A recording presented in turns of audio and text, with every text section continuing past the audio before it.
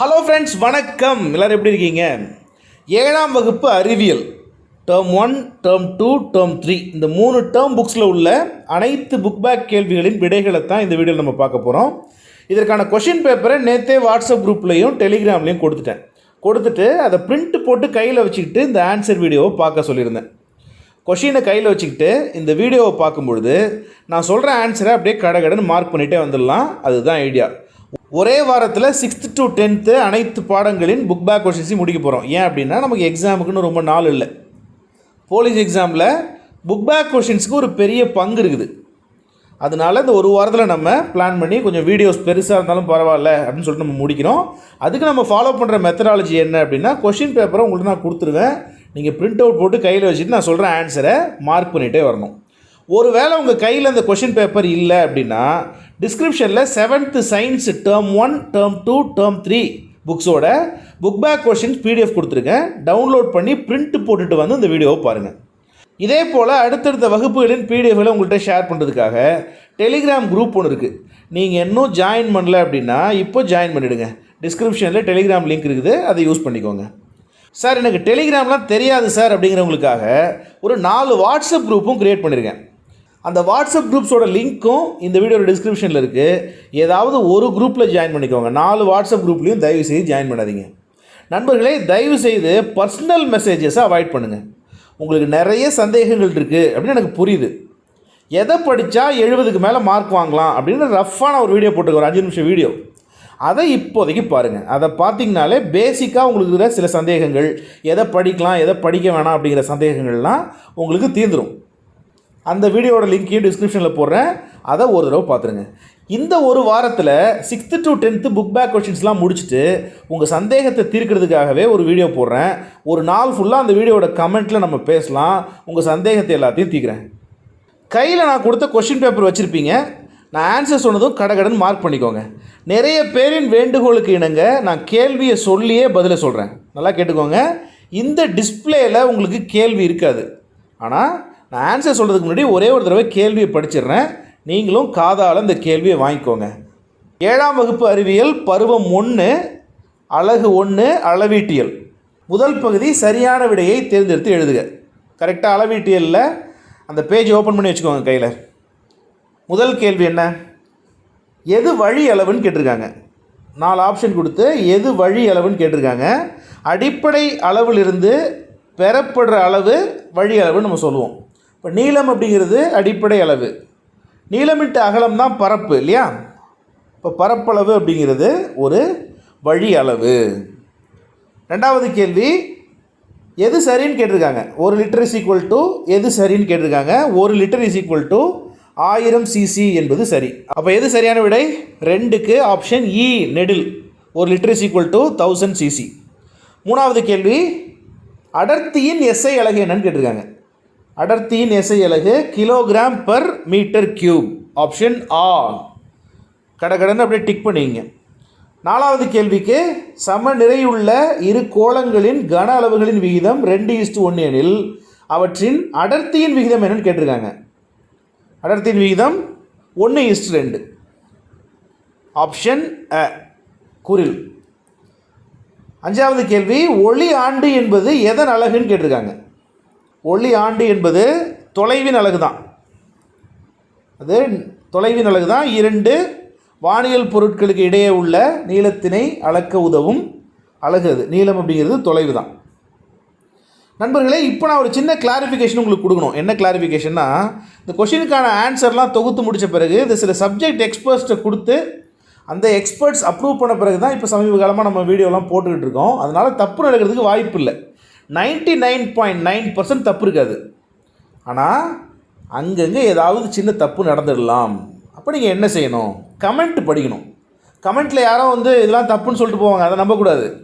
கமெண்ட்டில் நான் எதை அப்ரூவ் பண்ணுறேன், யாராவது ஒருத்தவங்க தப்புன்னு கமெண்ட் போட்டாங்கன்னா அது ஒரு வேளை அவங்க சொல்கிறது சரி அப்படின்னா நான் எஸ் அப்படின்னு சொல்லியிருப்பேன். சரி, இதெல்லாம் விடுங்க. இந்த ஒரு வாரம் நம்ம இந்த புக் பேக் கொஷின்லாம் முடித்த பிறகு ஏதாவது தப்பு நடந்துருந்துச்சுன்னா அதுக்குன்னே தனியாக நான் ஒரு வீடியோ போட்டு சொல்லிடுறேன். என் தப்பை திருத்திக்கிறதுல எனக்கு எந்த விதமான தயக்கமும் இல்லை. எனக்கு அதனால் எந்த விதமான அவமான உணர்ச்சியும் இல்லை. நம்ம தப்பை நம்ம உடனே திருத்திக்கணும். நம் தவறுகளிலிருந்து நாம் கற்றுக்கொள்ளும் பாடமே நம்மை சரியான வழிக்கு இட்டு செல்லும். அதனால் ஏதாவது தப்பு நடந்துச்சு அப்படின்னா அதை நான் தனியாக வீடியோ போட்டு சொல்லிடுறேன். திட்டுறவங்க அந்த வீடியோவில் வந்து திட்டிக்கலாம். ரெண்டாவது பகுதி, கோடிட்ட இடத்தை நிரப்புக. எடுத்துக்கோங்க. இப்போ நான் ஆன்சர் சொல்கிறேன், கடகடன்னு எழுதிங்க. ஒழுங்கற்ற வடிவம் உள்ள பொருட்களின் பருமனை அளக்க எந்த விதி பயன்படுகிறதுன்னு கேட்டிருக்காங்க. அந்த விதி ஆர்க்கிமிடிஸ் விதி. எழுதிக்கோங்க, ஆர்க்கிமிடிஸ் விதி. கொஷின் நான் படிக்கும்பொழுது உங்களுக்கு ஒரு தடவை ஃபஸ்ட்டு படிக்கும்போது புரியல அப்படின்னா என்ன செய்யணும், கொஞ்சம் ரீவைண்ட் பண்ணி மறுபடியும் பாருங்கள். ரெண்டாவது கேள்வி, ஒரு கனமீட்டர் என்பது எத்தனை கன சென்டிமீட்டர்னு கேட்டிருக்காங்க. ஒரு கனமீட்டர் என்பது எத்தனை கன சென்டிமீட்டர்? 10 லட்சம் கன சென்டிமீட்டர். 10 லட்சம் கன சென்டிமீட்டர் தான் விடை. அப்புறம் அடிக்கடி எல்லா எக்ஸாம்லையும் கேட்கப்படுகின்ற ஒரு கேள்வி, பாதரசத்தின் அடர்த்தி என்ன அப்படின்னு கேட்டிருக்காங்க. பாதரசத்தின் அடர்த்தி 13,600 kilogram per metre cube. 13,600 kilogram per metre cube. Note பண்ணிங்க. அப்புறம் ஒரு வானியல் அலகு என்பது, ஒரு வானியல் அலகு அப்படிங்கிறது என்ன? 149.6 × 10⁻6 கிலோமீட்டர் அப்படின்னு சொல்லலாம். ரொம்ப பிரபலமான ஆன்சர் எது அப்படின்னு பார்த்தீங்கன்னா 1.496 × 10⁻11 மீட்டர், 10⁻11 மீட்டர். இது ரொம்ப ஃபேமஸான விடை. 149.6 மில்லியன் கிலோமீட்டர் அப்படின்னு கூட சொல்லலாம். ஐந்தாவது கேள்வி, ஒரு இலையின் பரப்பை எதை பயன்படுத்தி கணக்கிடலாம் அப்படின்னு கேட்பாங்க. வரைபடத்தாளை பயன்படுத்தி கணக்கிடலாம். எழுதி முடிச்சிருப்பீங்கன்னு நம்புகிறேன். எழுதி முடிக்கலைன்னா வீடியோவை பாஸ் பண்ணிவிட்டு இந்த ஆன்சரை எழுதிட்டு கண்டினியூ பண்ணுங்கள். மூன்றாவது கேள்வி, மூன்றாவது பகுதி, சரியா தவறா அப்படிங்கிற ஒரு பகுதி. ஒரு பொருளின் எல்லை அடைத்து கொள்ளும் இடமே அப்பொருளின் பரப்பளவு ஆகும். இது சரியா தவறா என்றால் சரி. திரவங்களின் கன அளவை அளவிடும் முகவை மூலம் அளக்கலாம். அதாவது திரவங்களின் கன அளவை அளவிடும் முகவை மூலம் அளக்கலாம் அப்படிங்கிறதும் சரி. நீர் மண்ணெண்ணெயை விட அதிக அடர்த்தி கொண்டது அப்படிங்கிறதும் சரிதான். இரும்பு குண்டு பாதரசத்தில் மிதக்கும், இதுவும் மிகச்சரி. அஞ்சாவது கேள்வி, அது மட்டும் தவறு. ஓரலகு பருமனில் குறைந்த எண்ணிக்கையிலான மூலக்கூறுகளை கொண்ட பொருள் அடர்த்தி அதிகமுடைய பொருள் எனப்படும் அப்படின்னு சொல்லியிருக்கோம். அது தவறு. அடர்த்தி குறைந்த பொருள் எனப்படும் அப்படிங்கிறது தான் சரி. ஓகே, அடுத்து பொறுத்துக. நேற்று பொறுத்துகள் நிறைய பேருக்கு பிரச்சனை. நிறைய பேர் என்ன பயங்கரமாக திட்டிருப்பீங்க. சார் நீங்கள் சொல்கிறது எனக்கு எதுவுமே புரியல அப்படின்னு சொல்லியிருப்பீங்க. இப்போ நான் ஆன்சர் சொல்கிறேன். பரப்பளவு அப்படிங்கிறது மீட்டர் ஸ்கொயர். கோடு போடுறேன் பார்த்துக்கோங்க. பரப்பளவு அப்படிங்கிறது மீட்டர் ஸ்கொயர். தொலைவு ஒளி ஆண்டு. அடர்த்தி அப்படிங்கிறது கிலோகிராம் பர் மீட்டர் கியூப். கன அளவு என்பது மீட்டர் கியூப், வெறும் மீட்டர் கியூப். நிறையை கொண்டு நம்ம எதை அளப்போம்? கிலோகிராம். நிறையின் அலகு கிலோகிராம். அடுத்தது ஒரு பொறுத்துக இருக்குது. அது என்ன பொறுத்துக? நீங்களும் அப்படியே கோடு போட்டுக்கோங்க. அடுத்து ஒரு பொறுத்துக இருக்குது. பரப்பு தள வடிவ பொருள். நீளம், ஒரு கயிறோட நீளத்தை நம்ம அளக்கலாம். அடர்த்தி கிலோகிராம் பர் சென்டிமீட்டர் கியூப். கன அளவு, ஒரு திரவத்தின் கன அளவு, அளவிடும் முகவை. நிறை அப்படிங்கிறது பொருளின் அளவு. சரியா, நோட் பண்ணிங்க. இங்கே ஒரு விஷயம் நான் கொடுத்துருக்கேன் பாருங்கள். 1க்கு ஊ, 2க்கு ஈ, அதையும் நோட் பண்ணிங்க. அடுத்தது பகுதி 5ல் சரியான வரிசையில் எழுதவும்னு கொடுத்துருக்காங்க. சரியான வரிசையில் எழுதவும். சரியான வரிசையில் எப்படி எழுதுவீங்க? ஃபஸ்ட்டு 10 cc, அதை விட கொஞ்சம் அதிகம் 100 cc, 1 லிட்டர் 10 லிட்டர். அதே மாதிரி அலுமினியம், இரும்பு, தாமிரம், தங்கம். அதுதான் சரியான வரிசை. அப்புறம் ஒப்புமையை கொண்டு நிரப்புக அப்படின்னு கேட்டிருக்காங்க. பரப்பளவு அப்படின்னா மீட்டர் ஸ்கொயர், கன அளவு அப்படிங்கிறது மீட்டர் கியூப், கன மீட்டர் அப்படின்னு சொல்லலாம்.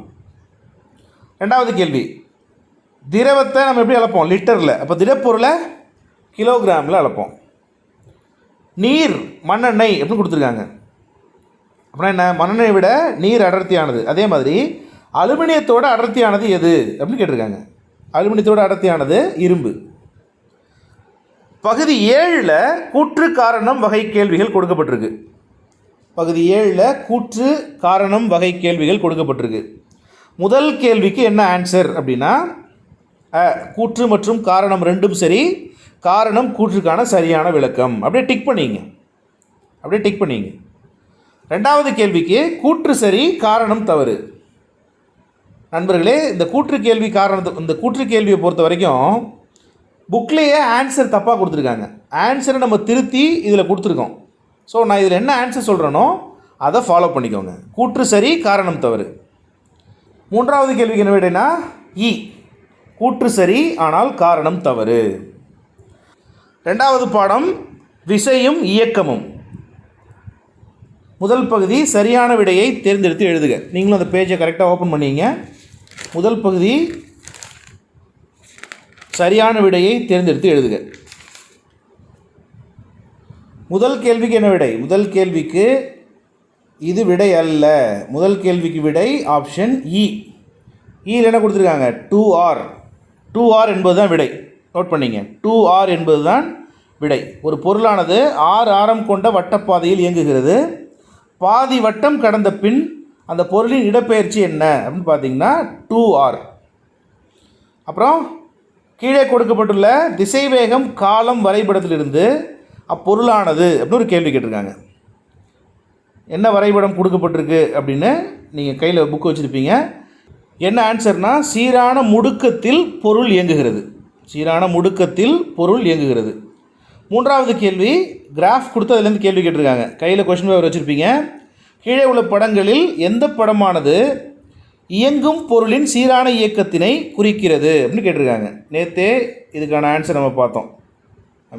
இதுதான் சீரான, நான் சரியாக டயக்ராம் போடல, இதுதான் சீரான இயக்கம். ஆப்ஷன் கடைசி டயக்ராம் இருக்குது பாருங்கள். ஆப்ஷன் நெடில். நாலாவது கேள்வி, ஒரு சிறுவன் குடைராட்டினத்தில் 10 மீட்டர் பை வினாடி என்கின்ற மாறாத வேகத்தில் சுற்றி வருகிறான். இந்த கூற்றிலிருந்து நாம் அறிவது ஆப்ஷன் நெடில், சிறுவன் மாறாத திசை வேகத்தில் இயங்குகிறான். அஞ்சாவது கேள்வி விடை ஒரு பொருளின் சமநிலையை நாம் எவ்வாறு அதிகரிக்கலாம் அப்படின்னா ஈர்ப்பு மையத்தில் உயரத்தினை குறைத்தல் மூலமாக. 5க்கு ஆப்ஷன் பகுதி 2 கோடிட்ட இடத்தை நிரப்புக. பகுதி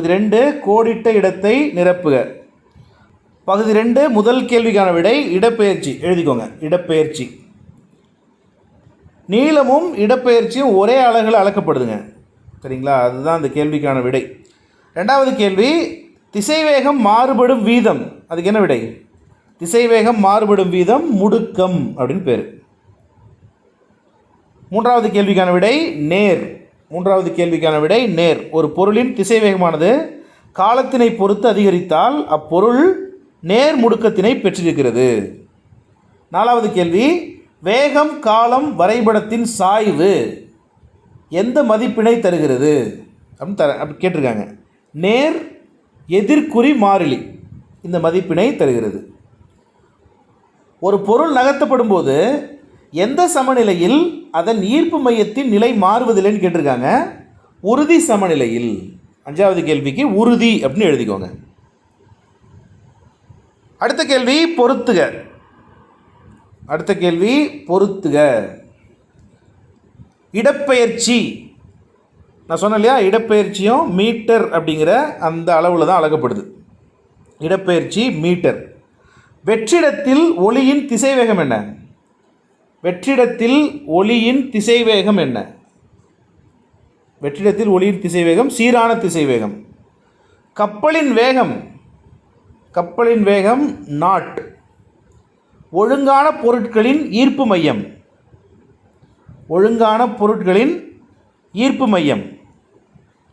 வடிவியல் மையம், சமநிலை அகலமான அடிப்பரப்பு. அடுத்தது பகுதி 6 ஒப்புமை தருக. ஒப்புமை தருக என்ன கேட்டிருக்காங்க?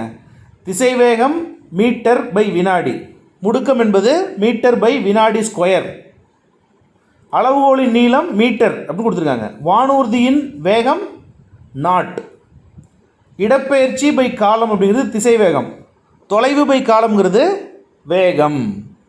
இந்த டேஷ் உள்ள இடத்துலலாம் இதை எழுதிக்கோங்க, டேஷ் உள்ள இடத்துலலாம் இதை எழுதிக்கோங்க. பாடம் 3 நம்மை சுற்றியுள்ள பருப்பொருட்கள். அந்த பேஜை கரெக்டாக ஓப்பன் பண்ணிக்கோங்க. சரியான விடையை தேர்ந்தெடுக்கவும். முதல் கேள்விக்கான விடை இரும்பு. நோட் பண்ணிங்க. முதல் கேள்விக்கான விடை இரும்பு. ரெண்டாவது கேள்விக்கான விடை அலோகம்.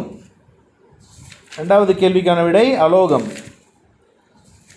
மூன்றாவது கேள்விக்கான விடை வேதியியல் வாய்ப்பாடு. வேதியியல் வாய்ப்பாடு. அடுத்த கேள்வி, இந்த 3 கேள்விக்கு நான் ஏன் ஸ்ட்ரைட்டாக ஆன்சர் பண்ணேன் அப்படின்னா, ரொம்ப சிம்பிளான கொஷின்ஸு. நீங்கள் இந்த கேள்வியை படிச்சிங்க அப்படின்னா நீங்களே ரொம்ப எளிமையாக விடையளிச்சிருவீங்க. அறை வெப்பநிலையில் திரவமாக உள்ள உலோகம் எது? பாதரசம். இப்போ 4வது கேள்விக்கு பாதரசம் என்பது விடை. 5வது கேள்வி, எப்பொழுதுமே பளபளப்பான வளையக்கூடிய ஒளிரும் தன்மையுள்ள தனிமம் எது அப்படின்னு கேட்டிருக்காங்க. அது உலோகம். அதுக்கு பேர் உலோகம். கொடுக்கப்பட்ட ஆப்ஷனில் உலோகம் தான் ஆன்சரு. அப்புறம் கோடிட்ட இடங்களை நிரப்புக. கோடிட்ட இடங்களை நிரப்புக. வீடியோ பாஸ் பண்ணிட்டு கூட அப்படியே எழுதிக்கோங்க. நான் ஒரு தடவை சொல்கிறேன். ஒரு பருப்பொருளின் தனித்து காணப்படக்கூடிய மிக சிறிய துகள் தான் அணு. மிகச்சிறிய துகள் அணு. ஒரு கார்பன் அணு 2 ஆக்சிஜன் அணுக்களை கொண்ட சேர்மம். ஒரு கார்பன் அணு 2 ஆக்சிஜன் அணுக்களை கொண்ட சேர்மம் கார்பன் டை ஆக்சைடு, CO2. அடுத்து மிக முக்கியமான கேள்வி, மின்சாரத்தை கடத்தும் ஒரே அலோகம் எது அப்படின்னு கேட்டிருக்காங்க. கிராஃபைட். மின்சாரத்தை கடத்தும் ஒரே அலோகம் கிராஃபைட். தனிமங்கள் டேஷ் வகையான அணுக்களால் உருவாக்கப்படுகின்றன அப்படின்னு கேட்டிருக்காங்க. ஒரே வகையான அணுக்களால், அதான் ஆன்சர். சில தனிமங்களின் டேஷ் லத்தீன் அல்லது கிரேக்க பெயர்களிலிருந்து பெறப்படுகின்றன. சில தனிமங்களின் பெயர்கள் லத்தீன் அல்லது கிரேக்க பெயர்களிலிருந்து பெறப்படுகின்றன. இந்த கேள்வி நம்ம எப்படி புரிஞ்சுக்கிறோம்? புக்கில் இந்த மாதிரி நிறைய கேள்விகள் இருக்குது, மீனிங்கே இல்லாமல் நிறைய கேள்விகள் இருக்குது. இப்போ தங்கம் போன்ற தனிமங்களின் பெயர்கள் லத்தீன் அல்லது கிரேக்க பெயர்களிலிருந்து பெறப்படுகின்றன. அதனால் நான் தங்கம்னு கொடுத்துருக்கேன். இதுவரை அறியப்பட்ட தனிமங்களின் எண்ணிக்கை என்ன? 118. தனிமங்கள் தூய பொருட்களின் டேஷ் வடிவம். தனிமங்கள் என்பவை தூய பொருட்களின் எளிமையான வடிவம். தனிமங்களின் பெயரை எழுதும் பொழுது முதல் எழுத்தை எப்பொழுதுமே எந்த எழுத்தால் எழுத வேண்டும்? கேபிட்டல் லெட்டரில் எழுதணும். ஆங்கிலத்தின் பெரிய எழுத்துக்களில் எழுத வேண்டும். சரியா? அடுத்தது 9வது கேள்வி, 3க்கும் மேற்பட்ட அணுக்களை கொண்ட மூலக்கூறுகளை டேஷ் மூலக்கூறுகள் என்று அழைக்கலாம். பல அணு மூலக்கூறுகள் என்று அழைக்கலாம். பல அணு மூலக்கூறுகள் என்று அழைக்கலாம். வளிமண்டலத்தில் அதிக அளவு காணப்படும் வாயு நைட்ரஜன். வளிமண்டலத்தில் அதிக அளவு காணப்படும் வாயு நைட்ரஜன். அடுத்த பகுதி ஒப்புமையை தருக. அடுத்த பகுதி ஒப்புமை. என்ன ஒப்புமை கொடுத்துருக்காங்க? பாதரசம் என்பது அறை வெப்பநிலையில் திரவம்னு கொடுத்துருக்காங்க. ஆக்சிஜன் என்பது அறை வெப்பநிலையில் வாயு. அதே மாதிரி மின்சாரத்தை கடத்தும் அலோகம் எதுன்னு கேட்டிருக்காங்க? கிராஃபைட். மின்சாரத்தை கடத்தும் உலோகம் பல இருக்குது. அவங்க அந்த ஒப்புமையில் கொடுக்குறது தாமிரம்னு கொடுத்துருக்காங்க. மின்சாரத்தை கடத்தும் அலோகம் கிராஃபைட். அடுத்த ஒப்புமை கேள்வி, தனிமங்கள் இணைந்து சேர்மங்களை உண்டாக்குகின்றன. சேர்மங்கள் இணைந்து எதை உண்டாக்குகின்றன கேட்டிருக்காங்க? கலவையை உண்டாக்குகிறது. அடுத்தது, அணுக்கள் ஒரு தனிமத்தின் அடிப்படை துகள். அதே மாதிரி எது ஒரு சேர்மத்தின் அடிப்படை துகள்னு கேட்டிருக்காங்க? தனிமங்கள் தான் ஒரு சேர்மத்தின் அடிப்படை துகள். அடுத்தது சரியா தவறா? ஃபஸ்ட்டு கொஷின் தவறு, 2வது கொஷின் சரி, 3 சரி, 4 தவறு. சரினா டிக் அடிச்சிங்க, தவறுனா இன்ட்டு போட்டுக்கோங்க. 4 தவறு, 5 சரி. ரொம்ப டைம் அதிகமாக எடுக்கும், அதனால் நம்ம கொஞ்சம் ஷார்ட்டாகவே போயிடுவோம். எது கேள்வி எது நான் படிக்கணுமோ அதை கண்டிப்பாக படிச்சிடுறேன். அடுத்தது பாடம் 4 ஓப்பன் பண்ணிக்கோங்க. பாடம் 4 அணு அமைப்பு அப்படிங்கிற பாடம். பாடம் 4 அணு அமைப்பு அப்படிங்கிற பாடம் ஓப்பன் பண்ணிங்க. ஓப்பன் பண்ணிவிட்டு சரியான விடையை தேர்ந்தெடு. முதல் கேள்வி, பருப்பொருளின் அடிப்படை அலகு என்ன? ஒரு பருப்பொருளின் அடிப்படை அலகு அணு. நோட் பண்ணிங்க. ரெண்டாவது, அணுக்கருவை சுற்றி வரும் அடிப்படை அணுக்கள் எதுன்னு பார்த்தீங்கன்னா எலக்ட்ரான்கள். நேர்மின் சுமையுடையது எது? புரோட்டான். நேர்மின் சுமையுடையது புரோட்டான். ஒரு அணுவின் அணு எண் என்பது அதில் உள்ள டேஷ்களின் எண்ணிக்கை ஆகும்னு கேட்டிருக்காங்க. அதில் உள்ள புரோட்டான்களின் எண்ணிக்கை. நியூக்ளியான்கள் அப்படின்னா என்ன? நியூக்ளியான்கள் எதை குறிக்கிறது? நியூக்ளியான்கள் புரோட்டான்கள் மற்றும் நியூட்ரான்களை குறிக்கிறது. அடுத்த கேள்வி, அடுத்த பகுதி, கோடிட்ட இடங்களை நிரப்புக. ஒரு அணுவில் காணப்படும் மிகச்சிறிய துகள். ஒரு அணுவில் காணப்படும் மிகச்சிறிய துகள் 3க்கு. 1 புரோட்டான், நியூட்ரான் மற்றும் எலக்ட்ரான். அடுத்தது ரெண்டாவது கேள்வி, அணுவின் உட்கருவில் என்னென்னலாம் இருக்கும்? புரோட்டானும் நியூட்ரானும் இருக்கும். அணுவின் உட்கருவில் புரோட்டானும் நியூட்ரானும் இருக்கும். அணுவின் உட்கருவை சுற்றி வருவது எது? எலக்ட்ரான் சுற்றி வரும். கார்பனின் இணைதிறன் 4 மற்றும் ஹைட்ரஜனின் இணைதிறன் 1 உள்ளது எதுன்னு கேட்டிருக்காங்க. 1 உள்ளது எனில் மீத்தேனின் மூலக்கூறு வாய்ப்பாடு என்னன்னு கேட்டிருக்காங்க. CH4. என்னது விடை? CH4. 4ங்கிறது கொஞ்சம் கீழே இறங்கி வரணும், சப்ஸ்கிரிப்டில் வரணும். 5வது கேள்வி, 2 என்பது விடை. மெக்னீசியம் அணுவின் இணைத்திறன் 2. அடுத்து பொறுத்துக. பொறுத்துக. இணைதிறன் அப்படிங்கிறது வெளிவட்ட பாதையில் காணப்படும் எலக்ட்ரான், அதுதான் இணைத்திறன். மின்சுமையற்ற துகள் எது? மின்சுமையற்ற துகள் நியூட்ரான். நியூட்ரல் அப்படின்னு சொல்கிறோம் இல்லையா, நியூட்ரான். இரும்பின் வாய்ப்பாடு Fe. இரும்பின் வாய்ப்பாடு Fe. ஹைட்ரஜன். ஹைட்ரஜனின் இணைதிறன் 1, அதை ஓர் இணைதிறன் அப்படின்னு சொல்லுவோம். நேர்மின் சுமை கொண்ட துகள் புரோட்டான். இங்கேயும் ஆன்சரை கொடுத்துருக்கேன், நீங்கள் ஆன்சரை நோட் பண்ணிக்கலாம். அடுத்த பகுதி சரியா தவறா பகுதி. 1 தவறு, 1 தவறு, 2 சரி, 3 தவறு, 4 தவறு.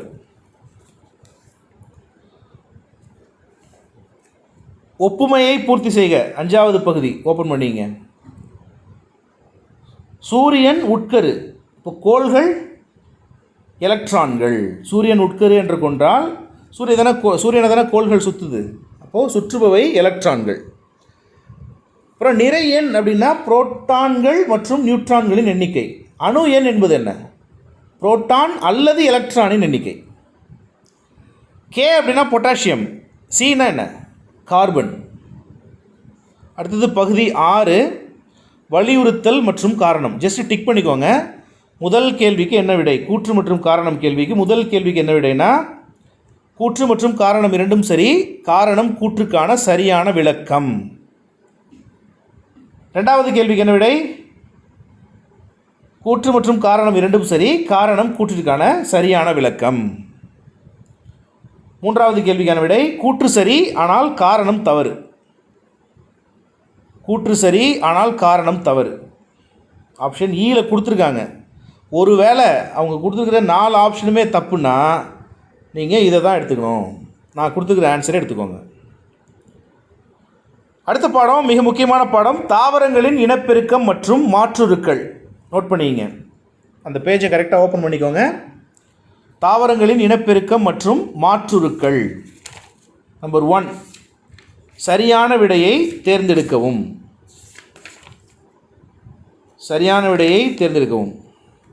முதல் கேள்வி, முதல் கேள்விக்கான விடை ஃப்ரையோபில்லம். இலைகளின் மூலம் உடல் வழி இனப்பெருக்கம் நடத்துவது ஃப்ரையோபில்லம். கண்டிப்பாக கேட்கறதுக்கு வாய்ப்பு இருக்குது. ஈஸ்டின் பாலிலா இனப்பெருக்க முறைக்கு என்ன பெயர்? ஈஸ்டின் பாலிலா இனப்பெருக்க முறைக்கு என்ன பெயர்? மொட்டு விடுதல் என்று பெயர். ஈஸ்டின் பாலிலா இனப்பெருக்க முறைக்கு மொட்டு விடுதல் என்று பெயர். ஒரு தாவரத்தின் இனப்பெருக்க உறுப்பு எது? ஒரு தாவரத்தின் இனப்பெருக்க உறுப்பு மலர். மலர் மூலமாக மகரந்த சேர்க்கை நடைபெறும். அடுத்தது, மகரந்த சேர்க்கையாளர்கள் என்பவை காற்று, நீர், பூச்சிகள். ஆகவே இவை அனைத்தும், மேற்கூறிய அனைத்தும் என்பது இந்த கேள்விக்கான விடை.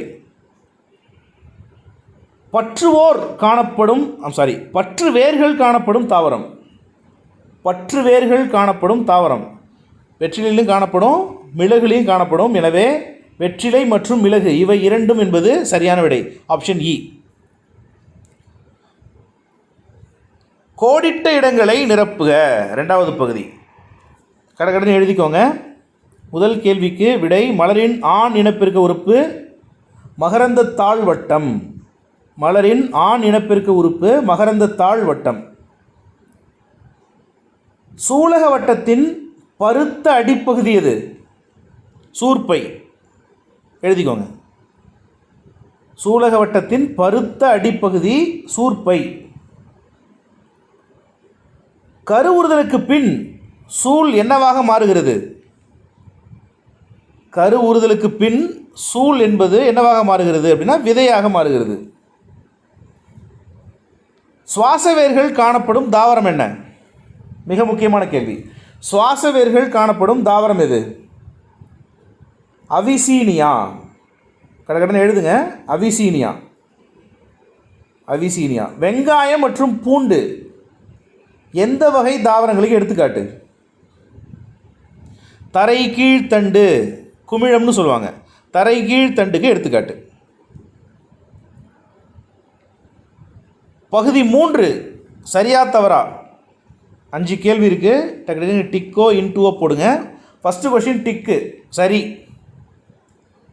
ரெண்டாவது கேள்வி தவறு, மூன்றாவது கேள்வி சரி, நான்காவது கேள்வி தவறு, ஐந்தாவது கேள்வி சரி. நான் திரும்ப திரும்ப கேட்குறேன்னு நினைக்காதீங்க. ஸ்டூடெண்ட் சென்ட்ரிக் தான் ரொம்ப முக்கியம். இது என்ன, நான் கிளாஸ் எடுக்கிறது எனக்காக இல்லை, உங்களுக்காக. Student is the centre part. உங்களுக்கு எப்படி இருந்தால் நல்லாயிருக்கும் சார்? கொஞ்சம் நாள் ஆனாலும் பரவாயில்ல, எங்களுக்கு ஒவ்வொரு டேர்மாக கொடுங்க, எங்களால் ரொம்ப நேரம் வீடியோ பார்க்க முடியல அப்படின்னு ஃபீல் பண்ணுறீங்களா? அப்படி இல்லை சார், இல்லை சார் முடிச்சிடலாம் அப்படின்னு ஃபீல் பண்ணுறீங்களா? இப்போ நீங்கள் பிரேக் எடுத்துக்கலாம். நான் தான் பிரேக் எடுக்க முடியாது. இப்போ நான் இந்த ரெக்கார்டிங்கில் இருக்கேன் அப்படின்னா நான் பிரேக் எடுக்க முடியாது.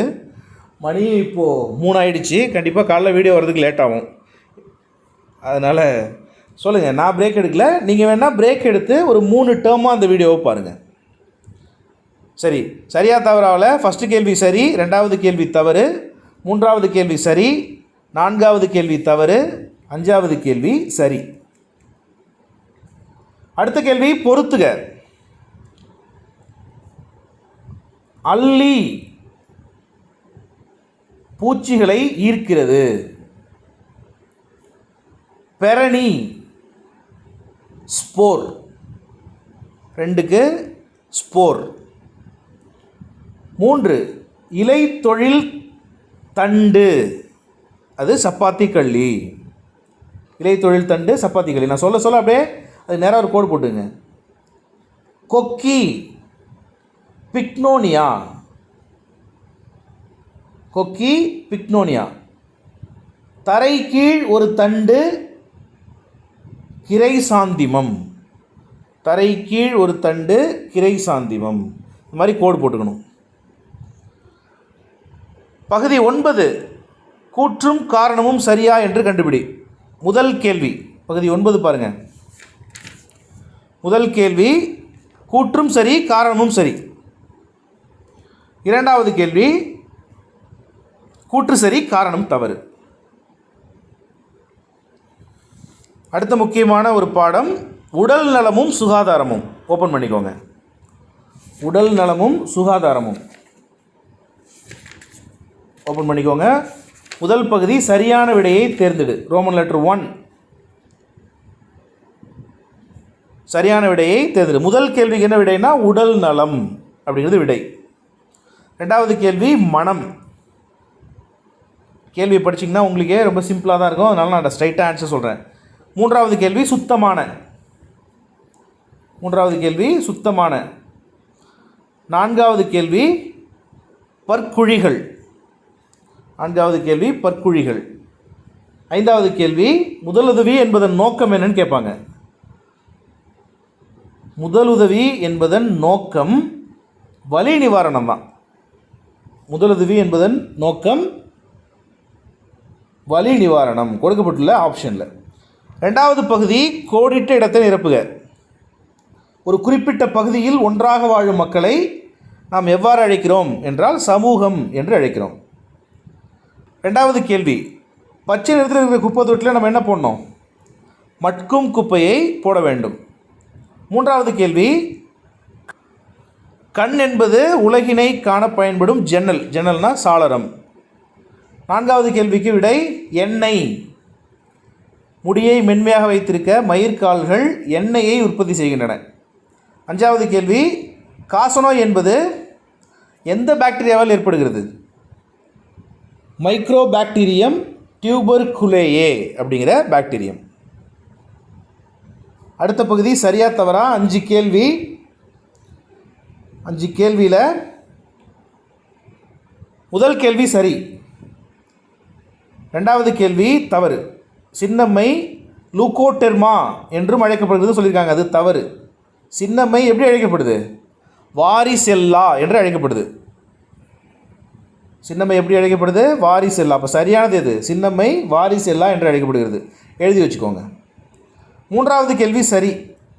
நான்காவது கேள்வி சரி, ராப்பிஸு இறப்பை ஏற்படுத்தும். ஐந்தாவது கேள்வி தவறு. முதல்நிலை தீக்காயத்தில் முழு தோல் பகுதியும் சேதமடைகிறது நம்ம சொல்கிறோம், அது தவறு. முதல்நிலை தீக்காயத்தில் தோலின் வெளிப்புற அடுக்கு, அதாவது மேல்புற தோல் மட்டும்தான் சேதமாகுது. அப்படியே நோட் பண்ணி வச்சிங்க. அடுத்த கேள்வி பொறுத்துக. ராப்பிஸ். ராப்பிஸ் அப்படிங்கிறது ஹைட்ரோபோபியா. தண்ணியை பார்த்தாலே தெரிச்சு ஓடும், அதுக்கு பேர் தான் ஹைட்ரோபோபியா. அப்புறம் ரெண்டாவது காலரா என்பது கால் தசை. இப்போதைக்கு தான் பொருந்துது. காலரா கால் தசை. காச நோயை விளைவிக்கும் பாக்டீரியம் இப்போ தான் பார்த்தோம், மைக்கோபாக்டீரியம் டியூபர்குலேயே அப்படின்னு பார்த்தோம். ஹெப்படைட்டிஸ் அப்படிங்கிறது மஞ்சள் நிற சிறுநீர். டைஃபாய்டை கிரியேட் பண்ணுவது சால்மோனல்லா டைஃபி. அடுத்தது ஒப்புமை வினா பகுதி 5. முதல் நிலை தீக்காயம் மேற்புறத்தோல், இரண்டாம் நிலை தீக்காயம் டெர்மிஸை தாக்கும். டெர்மிஸ் அப்படின்னா உட்தோல் அப்படின்னு அர்த்தம். ரெண்டாவது கேள்வி டைஃபாய்டு பாக்டீரியா நோய், ஹெப்படைட்டிஸ் என்பது ஒரு வைரஸ் நோய். மூன்றாவது ஒப்புமை காசநோய் காற்றின் மூலம் பரவும், காலரா உணவு அல்லது நீர் மூலமாக பரவும். டைஃபாய்டும் அந்த மாதிரி தான், உணவு நீர் அசுத்தத்தினால் டைஃபாய்டு ஏற்படும். ஆறாவது பகுதி கூற்று காரணம். ஃபஸ்ட்டு கொஷனுக்கு ஆன்சர் கூற்று மற்றும் காரணம் இரண்டும் சரி, காரணம் கூற்றுக்கான சரியான விளக்கம். அதான் ஃபஸ்ட்டு கேள்விக்கான ஆன்சர். ரெண்டாவது கேள்விக்கு விட என்னென்னா கூற்று மற்றும் காரணம் இரண்டும் சரி, காரணம் கூற்றுக்கான சரியான விளக்கம். டேர்ம் 1ஓட கடைசி பாடம். இந்த பாடம் அவ்வளோவா உங்களுக்கு தேவையில்லை, பட் ஒரு வேளை கேட்டுட்டா என்ன பண்ணுறது, அதனால் இது எடுத்துருக்கோம். சரியானதை தேர்ந்தெடுக்க அப்படியே டிக் பண்ணிக்கோங்க. 1க்கு ஆ என்பது விடை, காட்சி தொடர்பு என்பது விடை. 2க்கு ஈ நெடில், 3க்கு அ குரில் பிகினர் ஸ்டோரி, 4க்கு மெய்நிகர் தொழில்நுட்பம் ஆப்ஷன் இ குரில், 5 அ ராஸ்டர் சரிங்களா ராஸ்டர், 6க்கு சின்னங்களை உருவாக்க பயன்படுத்தப்படும் மென்பொருள் வெக்டார் வரைகலை. அடுத்து ஒரு பொறுத்துக கேள்வி. ஆன்சர் என்னென்னா 1க்கு ஆ, 2க்கு இ, 3க்கு உ, 4க்கு அ, 5க்கு மைக்ரோசாஃப்ட் ஃபோட்டோ ஸ்டோரி. 2ஆம் பருவம் முதல் பாடம் எதுன்னு பார்த்தீங்கன்னா வெப்பம் மற்றும் வெப்பவியல். முதல் பகுதி சரியான விடையை தேர்ந்தெடு. கேள்வி எண் 1, வெப்பநிலையினை அளப்பதற்கான எஸ்ஐ அலகு முறை எதுன்னு கேட்டிருக்காங்க. எஸ்ஐ அலகில் வெப்பத்திற்கான அலகு கெல்வின். 2வது கேள்வி, வெப்பநிலைமானியில் உள்ள குமிழானது வெப்பமான பொருள்களின் மீது வைக்கப்படும் போது அதில் உள்ள திரவம் என்ன ஆகும்? திரவம் வெப்பத்தினால் விரிவடையும். மனிதனின் சராசரி உடல் வெப்பநிலை என்ன? 37 டிகிரி செல்சியஸ். கடகடன்னு டிக் பண்ணிங்க. 4வது கேள்விக்கு, ஒரே சீராக விரிவடைகிறது அப்படிங்கிறது விடை.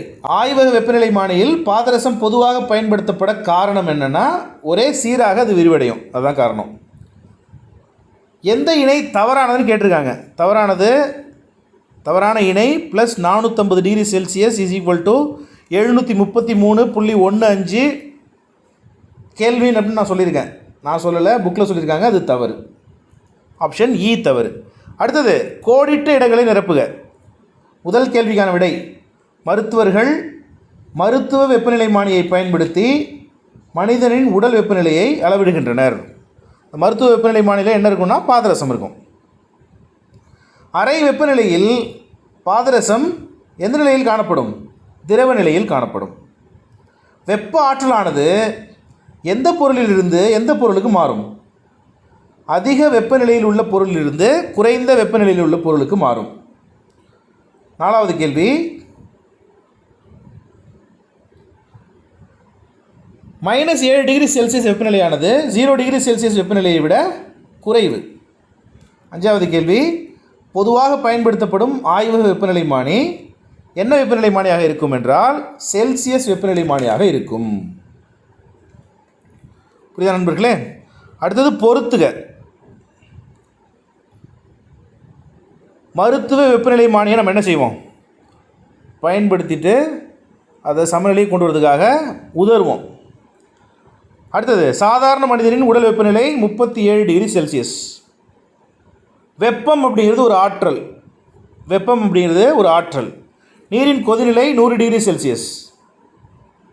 நீரின் உறைநிலை 0 டிகிரி செல்சியஸ். 2வது அலகு மின்னோட்டவியல். 4 கேள்வி தான், சீக்கிரம் அந்த பாடத்தை ஓப்பன் பண்ணிங்க. மின்னோட்டவியல் முதல் கேள்விக்கான விடை 10 ஆம்பியர். அது ஒரு கணக்கு, 10 ஆம்பியர்.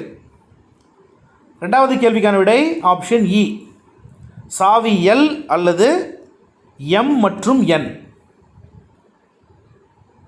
3வது கேள்விக்கான விடை 250 மில்லி ஆம்பியர். 250 milli ampere. 4வது கேள்விக்கான விடை, அது ஒரு படம் ஆ நெடில். அடுத்த பகுதி, கோடிட்ட இடத்தை நிரப்புக. மரபு மின்னோட்டத்தின் திசை எலக்ட்ரானின் பாயும் திசைக்கு எந்த திசையில் அமையும்? எதிர் திசையில் அமையும். 2வது கேள்வி, ஓரலகு கூலும் மின்னூட்டமானது ஏறக்குறைய எத்தனை புரோட்டான்கள் அல்லது எலக்ட்ரான்களை கொண்டிருக்கும்? 6.246 × 10⁻18 எலக்ட்ரான்களையோ அல்லது புரோட்டான்களையோ கொண்டிருக்கும். மின்னோட்டத்தை அளக்க எந்த கருவி பயன்படுத்தப்படுகிறது? மின்னோட்டத்தை அளக்க அம்மீட்டர் பயன்படுத்தப்படுகிறது. மின்கடத்தும் பொருட்களில் எலக்ட்ரான் அணுக்களோடு டேஷ் பிணைக்கப்பட்டிருக்கும். அதாவது மின்கடத்தும் பொருட்களில் எலக்ட்ரான்கள் அணுக்களோடு தளர்வாக பிணைக்கப்பட்டிருக்கும். 5வது கேள்வி, மின் கடத்துத்திறனின் எஸ்ஐ அலகு சீமென்ஸ் பை மீட்டர், S/Mன்னு சொல்லுவாங்க. அடுத்தது, சரியா தவறா பகுதி. 3வது பகுதி, சரியா தவறா. முதல் கேள்வி தவறு. ஏன் தவறு? எலக்ட்ரான் ஓட்டத்தின் திசை மரபு மின்னோட்டத்தின் எதிர் திசையில் அமைகிறது. அதனால் ஃபஸ்ட்டு கூற்று தவறு. 2வது ஸ்டேட்மெண்ட்டும் தவறு. ஏன் அப்படின்னா வீடுகளில் உள்ள மின் இணைப்பில் அதிக மின்பளு அப்படின்னு நான் சொல்லியிருக்கேன். ஆனால் குறைந்த மின்பளு இருந்தால் மின் உருகு இழை உருகாது. ஆனால் அதிகமாகிடுச்சுன்னா அது உருகி ஃபியூஸ் போயிடும். மூன்றாவது கேள்வி சரி. நான்காவது கேள்வி தவறு. மின்னோட்டத்தினை ஐ அப்படின்னு சொல்லுவோம். மின்னோட்டம் அப்படின்னா ஐன்னு சொல்லுவோம். அஞ்சாவது கேள்வி சரி. அஞ்சாவது கேள்வி மிகச்சரி. அடுத்த கேள்வி பொறுத்துக. மின்கலம்ங்கிறது என்ன? மின்கலம் அப்படிங்கிறது வேதி ஆற்றலை மின்னாற்றலாக மாற்றும். இப்போ நான் இங்கே நம்பர் போடுறேன் 1. அடுத்தது சாவிங்கிறது என்ன? ஒரு மின் சுற்றை திறக்க அல்லது மூட பயன்படும். இது நம்பர் 2. மின் சுற்று என்பது என்ன? மின் சுற்று என்பது மின்னோட்டம் செல்லும் துண்டிப்பான் மூடிய பாதை. குறு சுற்று அப்படிங்கிறது என்ன? குறு சுற்று அப்படிங்கிறது மின் சுற்றில் பயன்படுத்தப்படும் ஒரு பாதுகாப்பு சாதனம். புரியுதா? மின் உருகி அப்படிங்கிறது அதிக மின்பளுவில் உருகிவிடும். அடுத்த கேள்வி ஒப்புமைப்படுத்துக. ஒப்புமைப்படுத்துகளை நீர் அப்படிங்கிறது குழாயின் வழியாக வரும். மின்னூட்டம் என்பது தாமிர கம்பி வழியாட்டி வரும். தாமிரம் அப்படிங்கிறது ஒரு கடத்தி. மரக்கட்டை அப்படிங்கிறது ஒரு கடத்தா பொருள், காப்பான் அப்படின்னு சொல்லலாம். நீளத்தை எப்படி அளப்போம்னா மீட்டர் அளவு கொண்டு அளப்போம். மின்னோட்டத்தை எப்படி அளப்போம்னா அம்மீட்டர் கொண்டு அளப்போம். மில்லி ஆம்பியர் என்பது 10⁻³ மைக்ரோ ஆம்பியர் என்பது 10⁻⁻6. பகுதி 6 கூற்று காரணம். முதல் கேள்விக்கு என்ன விடை? காரணம் கூற்றுக்கான சரியான விளக்கம். ரெண்டாவது கேள்விக்கு அதுதான் விடை. காரணம் கூற்றுக்கான சரியான விளக்கம். பருவம் 2ல் 3வது பாடம் நம்மை சுற்றி நிகழும் மாற்றங்கள். நம்மை சுற்றி நிகழும் மாற்றங்கள். ஓப்பன் பண்ணி வச்சுக்கோங்க இந்த பேஜை. பகுதி 1 சரியான விடையை தேர்ந்தெடுக்கவும். கம்பளி நூலினை கொண்டு ஸ்வெட்டர் தயாரிக்கப்பட்டால் அந்த மாற்றத்தினை டேஷாக வகைப்படுத்தலாம். இயற்பியல் மாற்றம்னு சொல்லலாம். ஏன்னா நூலோட தன்மை எதுவும் மாறப்போகிறதில்ல. இந்த நூலை கொண்டு நம்ம கம்பளி தான் தைக்க போகிறோம். ரெண்டாவது கேள்வி, பின்வருவனவற்றுள் டேஷ் வெப்பம் கொள் மாற்றங்கள் ஆகும். ஆவியாதலும் உருகுதலும் கொடுக்கப்பட்டுள்ள ஆப்ஷனில் வெப்பம் கொள் மாற்றம். வெப்பத்தை அது பெற்றுக்கொண்டால் அது ஒன்று உருகும், இல்லைன்னா ஆவியாகும். எது வேதியியல் மாற்றம்? மூன்றாவது கேள்வியில் பசுஞ்சாணம் உயிர் எரிவாயுவாவது ஒரு வேதியியல் மாற்றம். நான்காவது கேள்வி, கால ஒழுங்கு மாற்றத்திற்கு எடுத்துக்காட்டு எது? கடல் அலைகள் தோன்றுவது. கால ஒழுங்கு மாற்றத்திற்கு எடுத்துக்காட்டு கடல் அலைகள் தோன்றுவது. அஞ்சாவது கேள்வி, கொடுக்கப்பட்டுள்ள ஆப்ஷனில் எது வேதி மாற்றம் அல்லன்னு கேட்டிருக்காங்க. துருவ பனிக்குமிழ்கள் உருகுவது வேதி மாற்றம் அல்ல.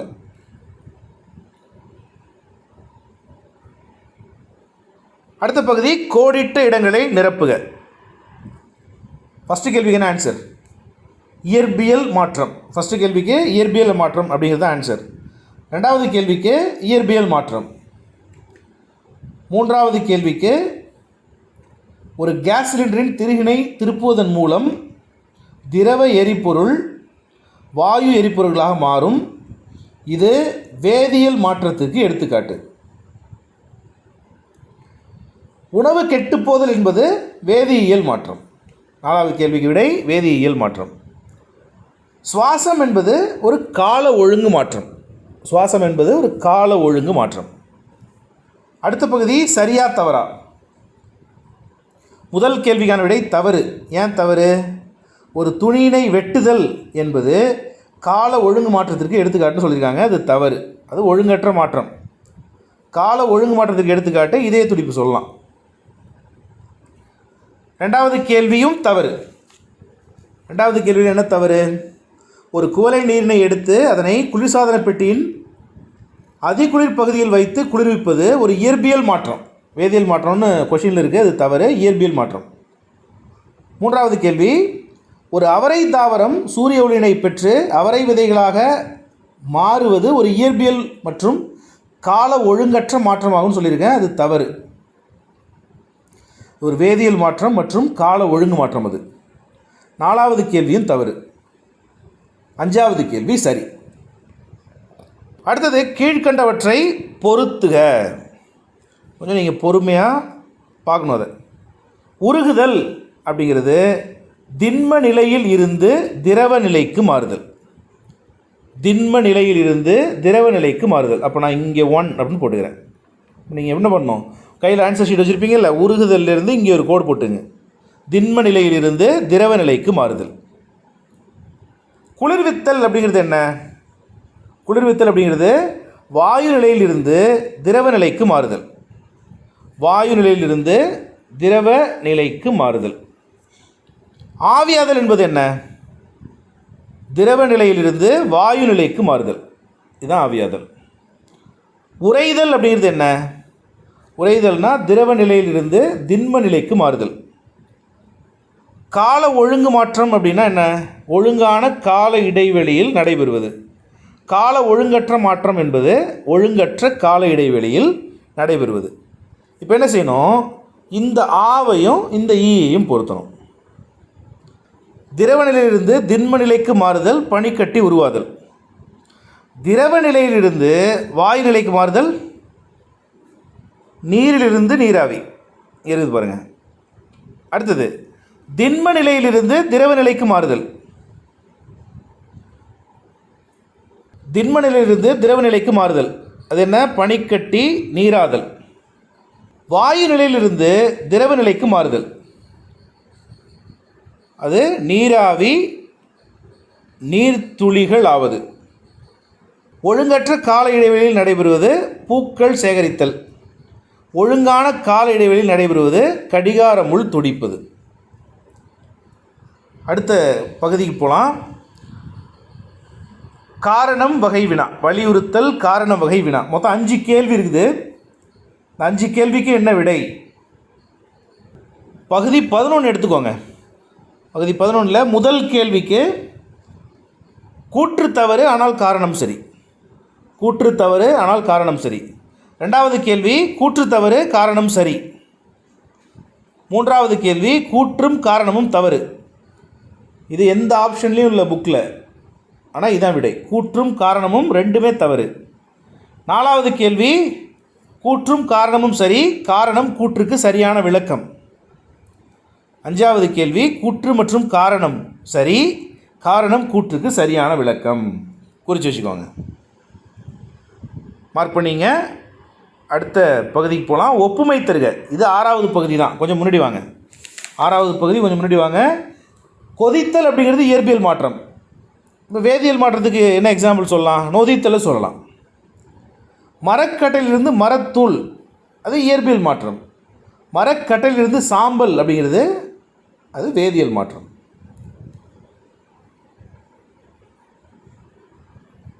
இப்போ இந்த கேள்விக்கு என்ன விடை? மரக்கட்டையிலிருந்து மரத்தூள் இயற்பியல் மாற்றம். 3வது கேள்வி காட்டுத்தீ. காட்டுத்தீ என்பது கால ஒழுங்கற்ற மாற்றம். ஒரு பள்ளியில் பாட வேலை மாறுபாடு அப்படின்னு அவங்க கொடுத்துருக்காங்க, அது கால ஒழுங்கு மாற்றம். இந்த கேள்விக்கான விடை கால ஒழுங்கற்ற மாற்றம். 4வது பாடம் செல் உயிரியல். கொஞ்சம் விரைவாக போகலாம். செல் உயிரியல் முதல் கேள்விக்கான விடை செல். முதல் கேள்விக்கான விடை செல். அந்த பேஜ் ஓப்பன் பண்ணிக்கோங்க. நான் ஓப்பன் பண்ணுறதுக்கே கொஞ்சம் லேட் ஆகுது. முதல் பகுதி சரியான விடையை தேர்ந்தெடுக்கவும். முதல் கேள்வி உயிரினங்களின் அடிப்படையாக உள்ளது செல். 2வது கேள்வி விலங்கு செல்லின் வெளிப்புற அடுக்கு செல் சவ்வு. 3வது கேள்வி செல்லின் மூளையாக செயல்படும் செல்லின் பாகம் எது அப்படின்னு பார்த்தீங்கன்னா உட்கரு. 4வது செல் பகுப்பிற்கு உதவுவது சென்ட்ரியோல்கள். சென்ட்ரியோல்கள். செல்லின் பல்வேறு உறுப்புகளுக்கு பொருத்தமான அறிவியல் சொல் செல் நுண்ணுறுப்பு. செல் நுண்ணுறுப்பு. அடுத்தது செல்கள்லேருந்து நிறைய கேள்வி கேட்பாங்க போலீஸ் எக்ஸாமில். முதல் கோடிட்ட இடம் செல்லில் உள்ள ஜெல்லி போன்ற பொருள் சைட்டோபிளாசம். தாவரத்தில் சூரிய ஆற்றலை உணவாக மாற்றுவது பசுங்கணிகம். பசுங்கணிகம். முதிர்ந்த இரத்த சிவப்பு செல்லில் எது இல்லை? உட்கரு இல்லை. ஒரு செல் உயிரினங்களை எதன் மூலமே காண இயலும்? நுண்ணோக்கியின் மூலமே காண இயலும். சைட்டோபிளாசம் ப்ளஸ் உட்கரு என்ன ஆன்சர்? புரோட்டோபிளாசம். மூன்றாவது பகுதி சரியா தவறா? விலங்கு செல்லில் செல் சுவர் உள்ளதுன்னு கொடுத்துருக்காங்க, தவறு. முதல் கேள்விக்கு விடை தவறு. விலங்கு செல்லில் காணப்படுறது செல் சவ்வு மட்டும்தான், செல் சுவர் இல்லை. ரெண்டாவது கேள்வி, சால்மோனெல்லா என்பது ஒரு செல்லாலான பாக்டீரியா. மிகச்சரி. மூன்றாவது கேள்வி, செல் சவ்வு அனைத்தையும் ஊடுருவ அனுமதிக்கக்கூடியது அப்படின்னு சொல்லியிருக்காங்க, தவறு. செல் சவ்வு அனைத்தையும் ஊடுருவ அனுமதிப்பது இல்லை. நாலாவது கேள்வி, தாவர செல்களில் மட்டுமே பசுங்கணிகங்கள் உள்ளன. மிகச்சரி. அஞ்சாவது கேள்வி, மனித வயிறு ஒரு உறுப்பாகும். கண்டிப்பாக அது சரிதான். ரைபோசோம் ஒரு சவ்வுடன் கொண்ட சிறிய நுண்ணுறுப்பு ஆகும் என்பது மிகச்சரி. அடுத்த கேள்வி பொறுத்துக. லெஃப்ட் ஹேண்ட் சைடுக்கு மேட்ச் ஆகிற ரைட் ஹேண்ட் சைடு நான் சொல்கிறேன், டக்கு டக்குன்னு கோடு போட்டுக்கோங்க. கடத்தும் கால்வாய் எண்டோபிளாச வலைப்பின்னல், இந்த மாதிரி கோடு போட்டுக்கணும். தற்கொலை பை, தற்கொலை பைங்கிறது லைசோசோம். கட்டுப்பாட்டு அறை, கட்டுப்பாட்டு அறை உட்கரு. ஆற்றல் மையம் மைட்டோகாண்ட்ரியா. உணவு தயாரிப்பாளர் பசுங்கணிகம். அடுத்தது ஒப்புமை கேள்விகள். முதல் கேள்வி, பல்லுயிரி அப்படிங்கிறது விடை. பாக்டீரியா நுண்ணுயிரி, மாமரம் பல்லுயிரி. அடிப்போஸ் அப்படிங்கிறது திசு, கண்ணுங்கிறது உறுப்பு. செல் சுவர் தாவரத்தில் காணப்படும். விலங்கு செல்லில் சென்ட்ரியோல்கள் காணப்படும். விலங்கு செல் என்பது இந்த கேள்விக்கான விடை. பசுங்கணிகத்தை கொண்டு ஒளிச்சேர்க்கை நடைபெறும். மைட்டோகாண்ட்ரியா என்பது ஆற்றல் மையம். புரியுதா? பகுதி 6, சரியான மாற்றியத்தை தெரிவு செய்யவும். எது சரியான ஸ்டேட்மெண்ட் அப்படின்னு சொல்லணும். முதல் கேள்விக்கான விடை ஏ தவறு, ஆர் சரியானது. கூற்று தவறு, காரணம் சரி. இரண்டாவது கேள்வி கூற்று காரணம் ரெண்டுமே சரி. நோட் பண்ணிங்க டக்குன்னு.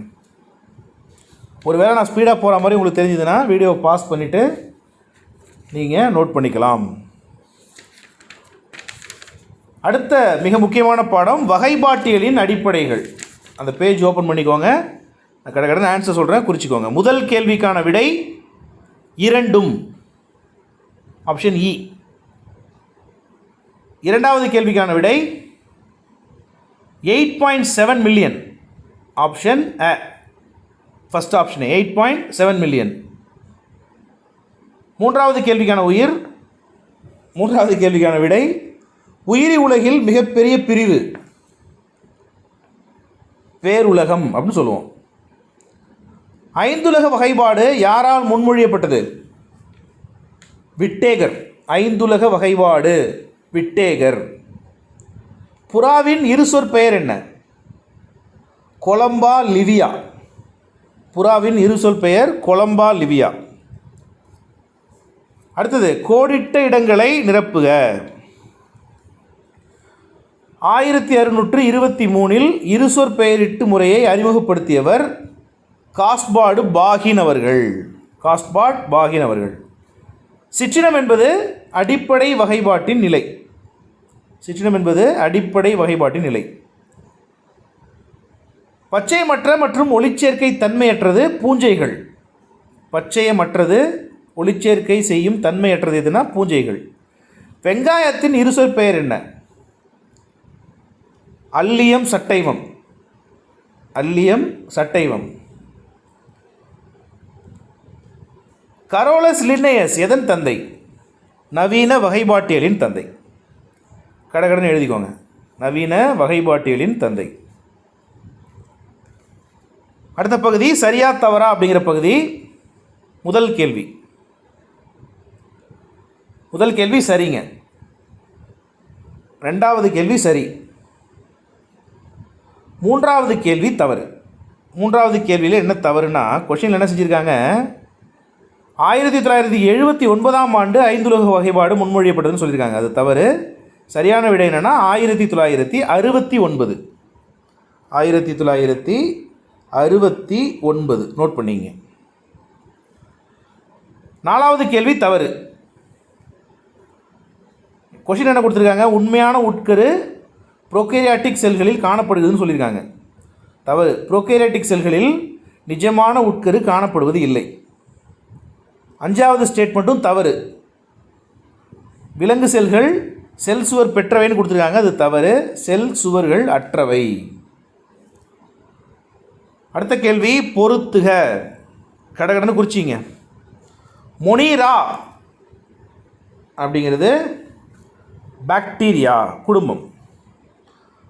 Protista Euglena. பூஞ்சை மோல்டுகள். பிளான்டே அப்படிங்கிற அந்த வகையை சேர்ந்தது பிளான்டே வேம்பு. அனிமேலியா வண்ணத்து பூச்சிங்கிறது அனிமேலியா வகையை சேர்ந்தது. பகுதி 5 கூற்று காரணம். 2 கேள்வி. முதல் கேள்விக்கு என்ன விடை? கூற்று சரி காரணம் தவறு. 2வது கேள்விக்கும் கூற்று சரி காரணமும் தவறு. அடுத்தது ஒரு முக்கியமில்லாத பாடம், பட் ஜஸ்ட் நோட் பண்ணி வச்சிங்க. ஃபஸ்ட்டு கொஷினுக்கு முதல்ல அந்த பேஜ் ஓப்பன் பண்ணுங்கள். அந்த பேஜ் ஓப்பன் பண்ணிவிட்டு come on go on it. First கொஷினுக்கு அ, 2வது கேள்விக்கு அ, 3வது கேள்விக்கும் அ குரில். 4வது கேள்வியை தவிர மீதி அனைத்து கேள்விகளுக்கும் ஃபஸ்ட் ஆப்ஷன் தான் விடை. 4வது கேள்விக்கு செகண்ட் ஆப்ஷன் விடை. நோட் பண்ணிட்டீங்களா? அப்புறமா ஜஸ்ட் கோ த்ரூ இட். அடுத்து ஒரு முக்கியமான பாடத்துக்கு போவோம். பருவம் 3 முதல் பாடம் ஒளியியல். நிறைய கேள்விகள் இந்த பாடத்துலேருந்து வரும். ஸோ சூஸ் த பெஸ்ட் ஆன்சரே பார்த்தீங்கன்னா 11 கேள்வி இருக்குது. முதல் கேள்வி, ஒளியானது எப்பொழுதும் செல்லும். இந்த பண்பு டேஷ் என்று அழைக்கப்படுகிறது. ஒளியானது எப்பொழுதும் டேஷில் செல்லும் அப்படின்னு கேள்வி இருக்கணும். புத்தகத்திலே கொஞ்சம் தப்பு இருக்குது. ஒளியானது எப்பொழுதும் நேர்கோட்டில் செல்லும். இந்த பண்பு நிழல்கள் என்று அழைக்கப்படுகிறது. புக்கில் உள்ள கரெக்ட் ஆப்ஷன் இதுதான். 2வது, ஆடியில் படும் ஒளியானது, கண்ணாடியில் படும் ஒளியானது என்ன ஆகும்? எதிரொலிப்பு அடையும். டேஷ் பரப்பு ஒளியை எதிரொலிக்கிறது. கொடுக்கப்பட்டுள்ள ஆப்ஷனில் கண்ணாடி அதான் சரியான விடை. ஒளி என்பது ஒரு வகை ஆற்றல். 4வது கேள்விக்கு ஒளி என்பது ஒரு வகை ஆற்றல். 5வது கேள்வி, நீங்கள் உங்கள் பிம்பத்தை பளபளப்பான பரப்பில் பார்க்க இயலும், ஆனால் மரமேஜையின் பரப்பில் பார்க்க இயலாது. ஏனெனில் என்ன காரணம்னு கேட்டிருக்காங்க. என்ன காரணம்னா, ஒழுங்கான எதிரொலிப்பு பளபளப்பான பரப்பில் நடைபெறுகிறது மற்றும் ஒழுங்கற்ற எதிரொலிப்பு மரமேஜையில் நடைபெறுகிறது. அப்படிங்கிறது ஆன்சர். 5வதுக்கு ஆப்ஷன் ஆ நெடில் என்பது விடை. 6வது கேள்வி, பின்வருவனவற்றுள் எது பகுதி ஒளி ஊடுருவும் பொருள்னு கேட்டிருக்காங்க. மேகம். கொடுக்கப்பட்டுள்ள ஆப்ஷனில் மேகம் தான் சரியான விடை. 7வது கேள்வி, ஒளியானது டேஷ் எதிரொலிப்பு நடைபெறுகிறதுன்னு கேட்டிருக்காங்க. எதிரொலிக்கும் பரப்பை அடையும் பொழுது எதிரொலிப்பு நடைபெறுகிறது. அது வரைக்கும் அது நேர்கோட்டில் தான் போகும். 8வது கேள்வி, எந்த பொருள் ஒளியை நன்கு எதிரொலிக்கும்? ஒரு 4 ஆப்ஷன் கொடுத்துருக்காங்க. அந்த 4 ஆப்ஷனில் சமதள ஆடி என்பது விடை. 9வது கேள்விக்கு விடை ஆப்ஷன் இ நெடில். சிவராஜன் 1 மீட்டர் அளவுகோலை காலை 7 மணிக்கு விளையாட்டு மைதானத்தில் நேர்குத்தாக நிற்க வைக்கிறார். நண்பகலில் தோன்றும் அளவுகோலின் நிழலானது காலையில் தோன்றிய நிழலை விட குறைவான நீளம் கொண்டது. அதான் விடை. 10வது கேள்வி, ஊசித்துளை கேமராவில் தோன்றும் பிம்பம் தலைகீழானது. ஏனெனில் என்ன காரணம்? ஒளி நேர்கோட்டில் செல்லும், அதான் காரணம். 11வது கேள்வி, பின்வரும் எந்த கூற்று நிழல்கள் உருவாக்கத்தை விளக்குகிறது அப்படின்னு கேள்வி. விடை என்னென்னா, ஒளி நேர்கோட்டில் செல்கிறது என்பதும் ஒளி ஊடுருவா பொருள் ஒளியை தன் வழியே அனுமதிப்பதில்லை என்பதும் தான் நிழல் உருவாவதற்கான காரணம். 2வது பகுதிக்கு போகலாம். கோடிட்ட இடங்களை நிரப்புக. முதல் கேள்வி, ஒரு சமதள ஆடியானது உருவாக்கும் பிம்பம் டேஷ் ஆகும்னு கேட்டிருக்காங்க. நேரான மாயபிம்பம். டேஷ் எதிரொலிப்பானது பொருட்களை காண உதவுகிறது அப்படின்னு கேட்டிருக்காங்க. அது ஒழுங்கான எதிரொலிப்பு. ஒளிக்கதிர்கள் பளபளப்பான பரப்பின் மீது விழும்பொழுது அவை டேஷ் அடைகின்றன அப்படின்னு கேட்டிருக்காங்க. ஒழுங்கான எதிரொலிப்பு அடைகின்றன. கடகடன்னு எழுதுங்க. ஒழுங்கான எதிரொலிப்பு அடைகின்றன. 4வது கேள்வி, சூரிய ஒளியானது எத்தனை வண்ணங்களின் கலவை? 7 வண்ணங்களின் கலவை. விப்ஜிஆர் அப்படின்னு நம்ம சொல்கிறோம் இல்லையா, ஆனால் ஏகப்பட்ட கலர்ஸ் இருக்குது. ரைட். 5வது கேள்வி, ஒரு வெள்ளொளியானது 7 வண்ணங்களாக பிரிகை அடையும் நிகழ்வுக்கு என்ன பெயர்? நிறப்பிரிகை என்று பெயர். சந்திரன் சூரியனிடமிருந்து ஒளிக்கதிர்களை டேஷ் செய்கிறது. என்ன செய்யுது? பெற்று பிரதிபலிக்கிறது. அது இயற்கையான ஒளி மூலம் அல்ல, ஒளி அது பிரதிபலிக்கிறது, அவ்வளோதான். 7வது கேள்வி, எதை பயன்படுத்தி சூரிய ஒளியில் அடங்கியுள்ள வண்ணங்களை பிரிக்கலாம்? பிரிசம், முப்பட்டகத்தினை பயன்படுத்தி. சொரசொரப்பான பரப்பின் மேல் டேஷ் எதிரொலிப்பு நடைபெறுகிறது. ஒழுங்கற்ற எதிரொலிப்பு நடைபெறுகிறது. ஸோ 8 கேள்வி பார்த்து முடிச்சிட்டோம். அடுத்தது 3வது பகுதி, சரியா தவறா. இல்லை 12 கேள்வி இருக்குது, அப்படியே நோட் பண்ணிங்க வரிசையாக. முதல் கேள்வி தவறு.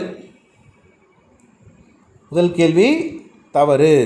ஏன் அப்படின்னா, ஒரு கண்ணாடிக்கு முன்னாடி நிற்கும்பொழுது இடவள மாற்றமாக தோற்றமளிப்போம் நம்ம, அதுதான் அதில் தப்பாக கொடுத்துருக்காங்க. 2வது கேள்வி சரி. 3வது கேள்வி சரி. 4வது சரி.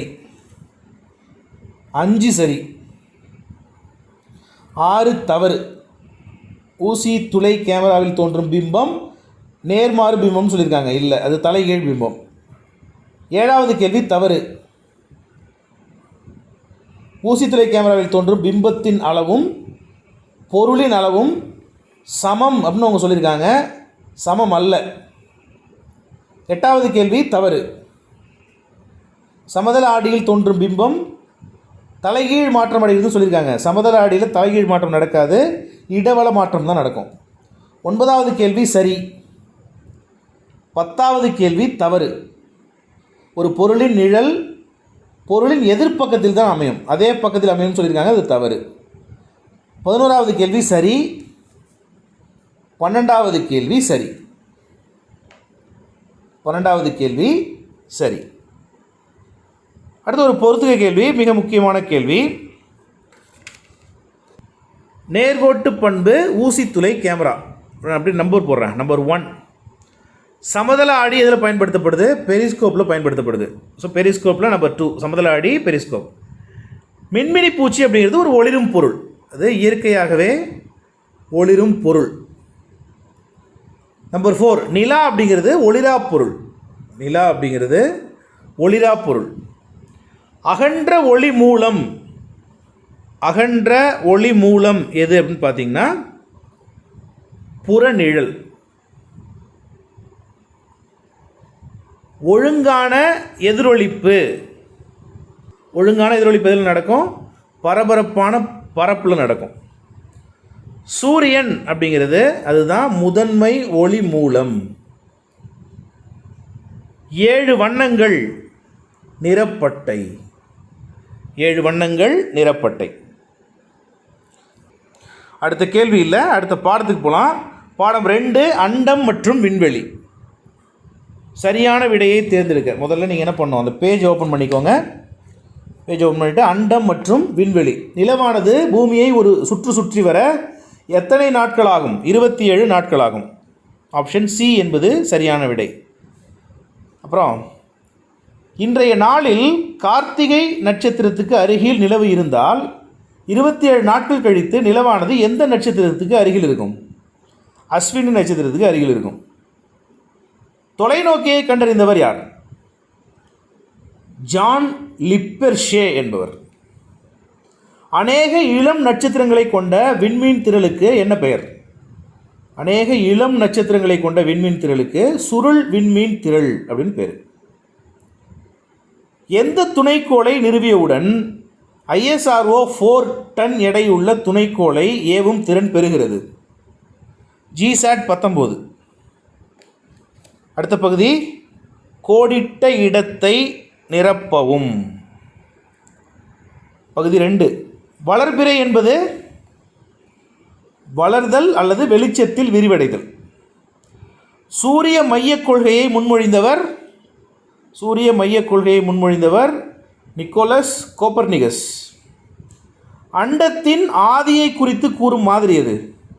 அண்டத்தின் ஆதியை குறித்து கூறும் மாதிரி நீள்வட்ட மாதிரி. ஆகாயத்தின் பெரும் பகுதியை அடக்கியுள்ள விண்மீன் மண்டலம் எது? ஆகாயத்தின் பெரும் பகுதியை அடக்கியுள்ள விண்மீன் மண்டலம் உர்சா மேஜர், சப்தரிஷி மண்டலம் அப்படின்னு சொல்லுவோம். இந்தியா ஏவிய முதல் ஏவுகணை ஆரியப்பட்டா. அடுத்த பகுதி சரியா தவறா கடகட நோட் பண்ணிக்கோங்க.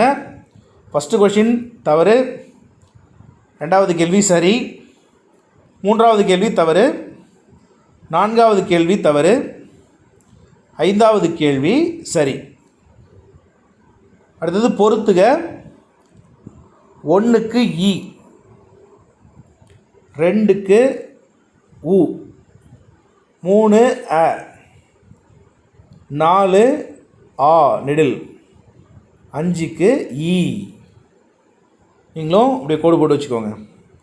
அடுத்து ஒப்புமை கேள்வி. ஒப்புமை கேள்வியில் முதல் டேஷில் சுருள் விண்மீன் திரள்கள், ரெண்டாவது டேஷில் ஆல்ஃபா சென்டாரி அப்படின்னு போட்டு வச்சுக்கோங்க.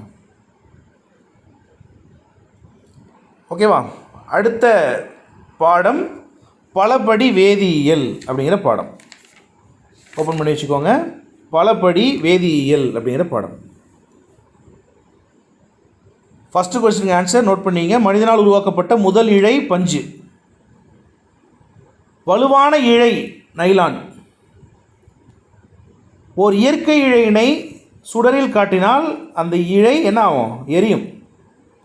கம்பளியை போன்ற பண்புகளை கொண்ட செயற்கை இழை எது? அக்ரிலிக். இந்த கேள்வி கண்டிப்பாக கேட்பாங்க பாருங்கள். அக்ரிலிக். நெகிழியின் சிறந்த பயன்பாடு என்பது டேஷ் என்ற பயன்பாட்டில் அறியலாம். இரத்த பைகள், இரத்த தானம் கொடுக்கும் பொழுது இரத்த பைகள். டேஷ் என்பது மக்கும் தன்மையற்ற ஒரு பொருள். நெகிழி புட்டி கொடுக்கப்பட்டுள்ள ஆப்ஷனில் நெகிழி புட்டி என்பது ஒரு மக்கும் தன்மையற்ற ஒரு பொருள். பிஇடி என்பது எதன் சுருக்கெழுத்து? பாலிஎத்திலின் டெரிப்தாலேட், அதுதான் பிஇடி. இரண்டாவது பகுதி கோடிட்ட இடத்தை நிரப்புக. ஃபஸ்ட்டு கொஷினுக்கு ஆன்சர் குடை. செகண்ட் கொஷின் ரெசின் குறியீடுகள் எழுதிக்கோங்க. ரெசின் குறியீடுகள். மூன்றாவது கேள்வி பலபடி. நான்காவது கேள்விக்கு விடை பருத்தி எழுதிக்கோங்க. அஞ்சாவது கேள்விக்கு விடை பட்டு. சரியா தவறா பகுதி. ஃபஸ்ட்டு கொஷின் சரி, ரெண்டாவது கேள்வி சரி, மூன்றாவது கேள்வி தவறு, நான்காவது கேள்வி சரி, ஐந்தாவது கேள்வி சரி. மூன்றாவது கேள்வியில் என்ன தவறு? செயற்கை இழைகளான ஆடைகளை அணிந்து சமையலறையில் வேலை செய்வது சிறந்ததே அப்படின்னு சொல்லியிருக்கேன். இல்லை, அது சிறந்தது அல்ல. அடுத்த கேள்வி பொறுத்துக. நைலான் என்பது என்ன? நைலான் என்பது ஒரு இழை. பிவிசி என்பது வெப்பத்தால் இளகும் நெகிழி. பேக்லைட் அப்படிங்கிறது வெப்பத்தால் இறுகும் நெகிழி. சரிங்களா? இலகுங்கிறது வேறு, விரிவடைகிறது தான் இலகும். வெப்பத்தால் சுருங்கிறது பார்த்திங்கன்னா இறுகும் நெகிழி. டெஃப்லான் அப்படிங்கிறது ஒட்டாத சமையற்கலன்கள். டெஃப்லானை பயன்படுத்தி தான் நம்ம நான்ஸ்டிக் தவா, நான்ஸ்டிக் குக்வேர்ஸ்லாம் ரெடி பண்ணுறோம். ரேயான் என்பது ஒரு மரக்கூழ். அடுத்த பகுதி ஒப்புமை தருக. பருத்தி அப்படிங்கிறது இயற்கை, பாலியஸ்டருங்கிறது செயற்கை. பிஎல்ஏ கரண்டி மக்கும் தன்மை உடையது, நெகிழி ஸ்பூனு மக்காத தன்மை. நைலான் வெப்பத்தால் உருவாகும், பட்டு வெப்பத்தால் எரியும். அடுத்தது வாக்கியம் மற்றும் காரணம். மொத்தம் 3 கேள்விகள் இருக்குது. முதல் கேள்விக்கு விடை வாக்கியம் மற்றும் காரணம் இரண்டும் சரி, மேலும் சரியான விளக்கமே. ரெண்டாவது கேள்விக்கான விடை வாக்கியம் மற்றும் காரணம் இரண்டுமே சரி, காரணம் கூற்றுக்கான சரியான விளக்கம். மூன்றாவது கேள்விக்கும் அதுதான் விடை. வாக்கியம் மற்றும் காரணம் இரண்டும் சரி, வாக்கியம் காரணத்திற்கான சரியான விளக்கம், காரணம் வாக்கியத்திற்கான சரியான விளக்கம். அடுத்த பாடம் அன்றாட வாழ்வில் வேதியியல். பேஜ் ஓப்பன் பண்ணிக்கோங்க. அன்றாட வாழ்வில் வேதியியல். அன்றாட வாழ்வில் வேதியியல். முதல் கேள்விக்கான விடை பென்சிலின். டக்குன்னு டிக்கெட் வச்சுக்கோங்க. ஆஸ்பிரின் அப்படிங்கிறது ஒரு ஆன்டிபயோட்டிக். ஓகேவா? ஆன்டிபயாட்டிக் வேறு, ஆன்டிபயோட்டிக் வேறு. மூணாவது கேள்வி, வயிற்று அமிலத்தை நடுநிலையாக்குவது அமில நீக்கி. நான்காவது கேள்வி, ஒரு பொருள் தீப்பிடிக்க தேவையான மிக குறைந்த வெப்பநிலை அதன் எரி வெப்பநிலை என்று அழைக்கப்படுகிறது. ஐந்தாவது கேள்வி, மெழுகுவர்த்தியின் சுடரில் வெப்பமான பகுதி நீளமாக இருக்கும், நீல கலரில். ரெண்டாவது கேள்வி, வெற்றிடங்களை நிரப்பவும். பென்சிலினின் முதல் கண்டுபிடிப்பாளர் யார்? அலெக்சாண்டர் ஃப்ளெமிங் அவர்கள். Alexander Fleming. உலக ஓஆர்எஸ் தினம், ஓரல் ரீஹைட்ரேஷன் சொல்யூஷன் சொல்கிறோம் இல்லையா, ஓஆர்எஸ். உலக ஓஆர்எஸ் தினம் ஜூலை 29. எரிதல் அப்படிங்கிறது ஒரு வேதிவினை. இதில் பொருளானது ஆக்சிஜனேற்ற காரணியுடன் வினைபுரிகிறது. நீங்கள் எழுதணுன்னு தான் கேப் விடுறேன், எழுதிக்கோங்க. ஆக்சிஜனேற்ற காரணி. நீரில் நனைந்த காகிதத்தின் எரி வெப்பநிலை. நீரில் நனைந்த காகிதத்தின் எரி வெப்பநிலை 451 டிகிரி ஃபாரன்ஹீட். எண்ணெயால் உற்பத்தி செய்யப்படும் நெருப்பை எதால் கட்டுப்படுத்த முடியாது? தண்ணீரால் கட்டுப்படுத்த முடியாது. அடுத்தது, பொருத்துங்கள். ஆன்டிபயோட்டிக் என்ன செய்யும்? ஆன்டிபயோட்டிக் என்பது உடல் வெப்பநிலையை குறைக்கும். வலி நிவாரணி என்பது வலியை குறைக்கும். ஆன்டாசிட் என்பது ஓஆர்எஸ் தீர்வு. பாஸ்பரஸ் தன்னிச்சையான எதிர்ப்பு. கார்பன் டை ஆக்சைடு சுவாச பிரச்சனைக்கு வழிவகுக்கும். அடுத்து ஒப்புமை கேள்வி. சுடரின் உள்மண்டலம் டேஷ், சுடரின் வெளிமண்டலம் டேஷ். சுடரின் உள்மண்டலம் குறைந்த வெப்பத்தை கொண்டது, கருப்பு நிறமாக இருக்கும். சுடரின் வெளிமண்டலம் அதிக வெப்பமுடையது, நீல நிறமாக இருக்கும். டிஞ்சர் டேஷ் ஹிஸ்டமைன் டேஷ்னு கொடுத்துருக்காங்க. டிஞ்சர் நிறமி நாசினி, ஹிஸ்டமைன் என்பது ஒவ்வாமை பாதிப்பு. ஒவ்வாமை பாதிப்பு. அடுத்த பாடம் அன்றாட வாழ்வில் விலங்குகள். அன்றாட வாழ்வில் விலங்குகள். ஓப்பன் பண்ணிக்கோங்க. ஆல்மோஸ்ட் முடிக்க போகிறோம். அன்றாட வாழ்வில் விலங்குகள். ஃபஸ்ட்டு கொஷின், ஆன்சர் என்னென்னா பால். ரெண்டாவது, முட்டையில் அதிகமாக இருக்கிறது புரதம். டக்கு டக்குன்னு டிக் பண்ணிங்க. புரதம் தான் முட்டையில் அதிகமாக இருக்குது. வெள்ளாடு மற்றும் செம்மறி ஆடுகளின் எந்த பாகம் ஆடைகள் தயாரிக்க உதவுகிறது? ரோமம். பட்டுப்பூச்சிகளை வளர்ப்பதும் பட்டு இழைகளை உருவாக்குவதும் எவ்வாறு அழைக்கப்படுகிறது? செரிகல்ச்சர் என்று அழைக்கப்படுகிறது. பிரித்தெடுப்பவரின் நோய் என்று அழைக்கப்படுவது ஆந்த்ராக்ஸ். பகுதி 2, கோடிட்ட இடங்களை நிரப்புக. மொத்தம் 5 கேள்வி. முதல் கேள்விக்கு விடை கால்சியம். எழுதிங்க. புரதம் மற்றும் பாலில் அதிகமாக உள்ளது கால்சியம். தேன் கூட்டிலிருந்து எடுக்கப்படுவது தேன். ஆந்த்ராக்ஸ் நோயை உண்டாக்குவது பேசில்லஸ் ஆந்த்ராசிஸ். இயற்கை இழைகளிலேயே வலிமையான இழை எது? பட்டு. இயற்கை இழைகளிலேயே வலிமையான இழை பட்டு. அமைதிப்பட்டு எந்த ஆண்டு உருவாக்கப்பட்டது? 1992, 1992. அடுத்து ஒரு 5 சரியா தவறா கேள்விகள் இருக்குது. இயற்கையின் மிகப்பெரிய கொடை விலங்குகள். சரியா தவறா? சரி. குதிரையின் ரோமம் ஓவியம் தீட்டும் தூரிகைகளில் பயன்படுத்தப்படுகிறது. சரியா தவறா? சரி. பட்டுப்பூச்சி கம்பளி இழைகளை தருகிறது. தவறு. பட்டுப்பூச்சி பட்டு இழைகளை தான் தருது. அகிம்சை பட்டின் மறுபெயர், அதான் அமைதி பட்டுன்னு சொல்கிறோம்ல, அகிம்சை பட்டின் மறுபெயர் மல்பெரி பட்டு. இல்லை, தவறு. இது மல்பெரி பட்டு இல்லை, அமைதி பட்டுங்கிறது தான் அதோட பேர். ஆந்த்ராக்ஸை குணப்படுத்தும் சிறந்த மருந்து பென்சிலின். சரியா தவறா? சரி. அடுத்த கேள்வி பொறுத்துக. கூட்டுப்புழு, பட்டுப்பூச்சி. அமைதிப்பட்டு, ஆந்திர பிரதேசம். பிராய்லர் அப்படிங்கிறது கோழிப்பண்ணை. இனிப்பான திரவம் தேன். ஆடு எதுக்காக பயன்படுது? இறைச்சிக்காக பயன்படுது. அடுத்தது ஒப்புமை கேள்வி. ஒப்புமை: நீர் குழாயின் வழியாக செல்லும், மின்சாரம் கம்பியின் வழியாக செல்லும். தாமிரம் என்பது கடத்தி, கட்டை என்பது கடத்தா பொருள். நீளத்தை மீட்டர் அளவுகள் கொண்டு அளக்கலாம், மின்சாரத்தை எப்படி ஆம்பியர் என்கின்ற அலகின் மூலமாக அளப்போம். இந்த கேள்வி புக்கில் அப்படியே மாற்றி கொடுக்கப்பட்டுருச்சு. இது இங்கே வர வேண்டிய கேள்விகளே அல்ல. சரி, பரவாயில்ல. Milli ampere, micro ampere. Milli ஆம்பியர்ங்கிறது 10⁻³ ஆம்பியர், மைக்ரோங்கிறது 10⁻⁻6 ஆம்பியர். அடுத்தது கம்ப்யூட்டர் சயின்ஸில் ஒரு பாடம் காட்சி தொடர்பியல்.